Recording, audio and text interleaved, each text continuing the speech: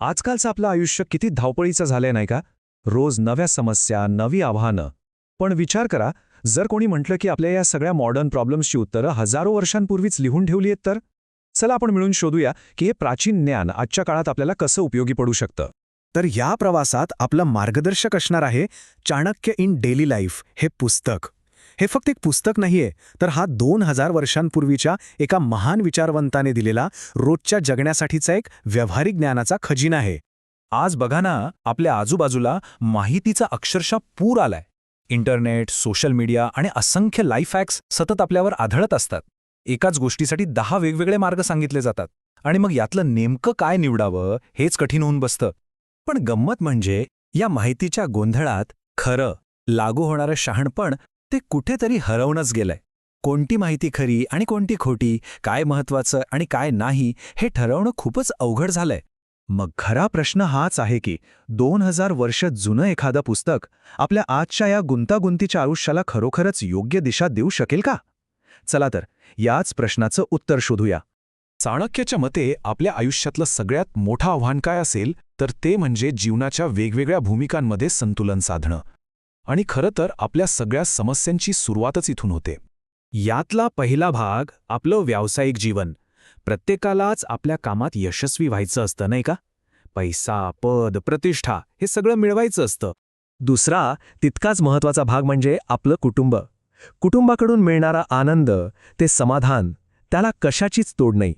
आणि तिसरा अनेकदा विसरला जाणारा भाग म्हणजे आपण स्वतः.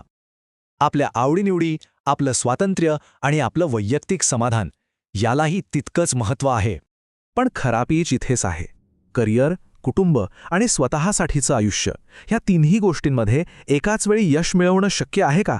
अनेकदा होतं काय की एका गोष्टीच्या मागे लागताना दुसरी गोष्ट मागे राहते आणि मग हाती येते ती फक्त निराशा. पण चाणक्याने फक्त समस्या नाही सांगितली, त्यावर एक अगदी व्यावहारिक उपायही दिला आहे. आणि त्याची सुरुवात होते आपल्या दिवसाच्या योग्य रचनेतून.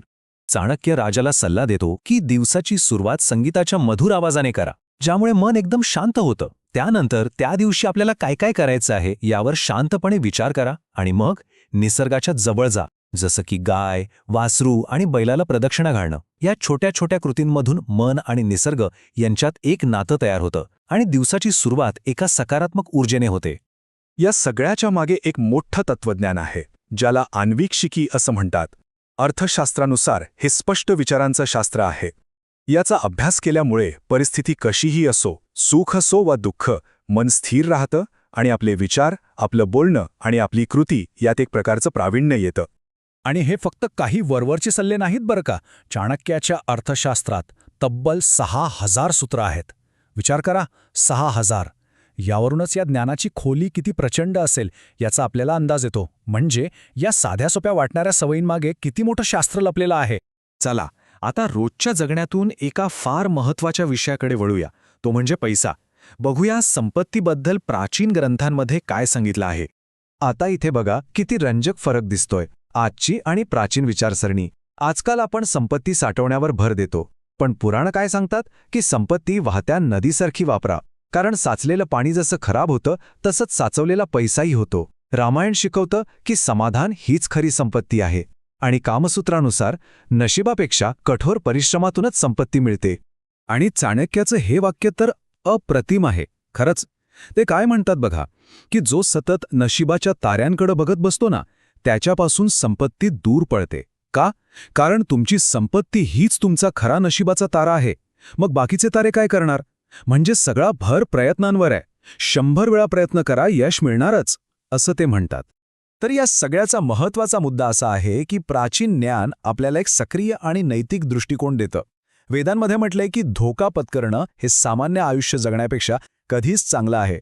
उपनिषदं सांगतात की दानशूरतेमुळे समृद्धी येते. थोडक्यात सांगायचं तर देणं आणि घेणं यातलं संतुलन साधायला हवं. मग या सगळ्या दैनंदिन सवयी, आर्थिक नियोजन या सगळ्याचा अंतिम उद्देश तरी काय आहे? चाणक्य आपल्याला एका खूप मोठ्या ध्येयाकडे घेऊन जातो. आणि हे वाक्य म्हणजे जणू या संपूर्ण विश्लेषणाचं सार आहे.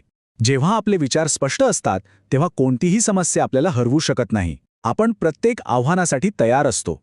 हेच आत्मविश्वासपूर्ण आणि स्थिर जीवन जगण्याचं खरं रहस्य आहे. चाणक्याची ही मोठी योजना फक्त या जगात यशस्वी होण्यापुरती मर्यादित नाहीये. त्यांचं म्हणणं आहे की हे नियम पाळले तर व्यक्तीचं ऐहिक आणि पारलौकिक दोन्ही आयुष्य यशस्वी होतात. ही एक प्रकारे संपूर्ण मानवी प्रवासाचीच रूपरेषा आहे. तर मग जाता जाता एक विचार करूया. या सगळ्या ज्ञानापैकी असं कोणतं एक तत्व आहे जे आपण आज आपल्या आयुष्यात आणू शकलो तर आपलं जीवन अधिक स्पष्ट आणि उद्देशपूर्ण होऊ शकेल? यावर नक्की विचार करा.